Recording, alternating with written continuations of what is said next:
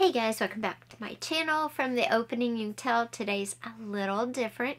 We are talking color photos versus black and white photos. I'm going to give you 4 tips to help you decide which photo would look best if you don't really know. Some people prefer black and white, some people prefer color, and some they want to use both, but they're not sure what to look for. What is the best picture? So come with me and I'm going to give you some tips and tricks. So our first tip is all about, does the color of the image make the image or play a large part in what the image is?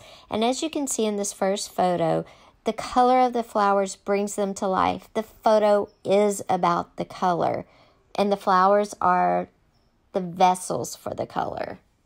Tip 2, we focus more on contrast between light and dark, and the differences it highlights.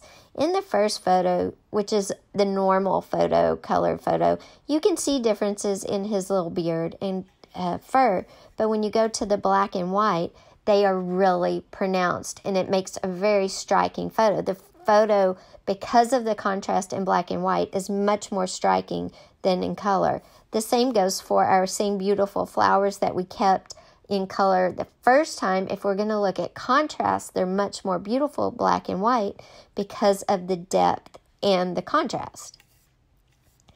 Tip 3 is all about seeing texture, noticing texture, almost wanting to reach out and be able to feel the texture.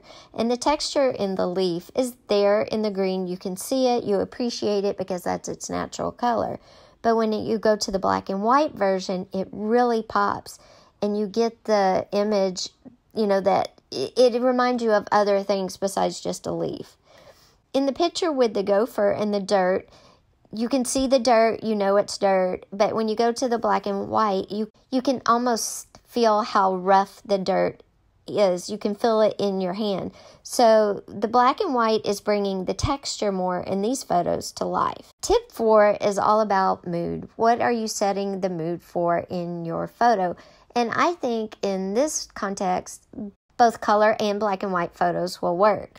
Now, if you look at the cityscape with the color in it, it looks like a busy cityscape and it's gorgeous. But when you look at the black and white photo of it, it almost looks like an old movie. It's more romanticized. So it's totally what you are going for when you look at these photos. Briefly, I just want to touch on Grayscale, which is, Grayscale is just what it says, different shades of gray in a photo. And as you can tell, in this first picture, it's varying shades of gray. It's a cute photo, but if you look at the next set of photos, which are the black and whites, you can definitely see the difference. The Grayscale is not as crisp as the black and white photos. Lastly, I just want to touch on monochrome. Monochrome is varying shades of any color. It can be any color. Monochrome just means everything is in that color. And I have a brief little example here where everything is in tones of yellow.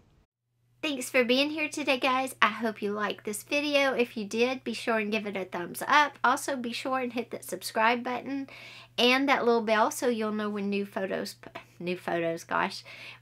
videos post. Thanks again for being here. Take care, and I'll see you next time. Bye.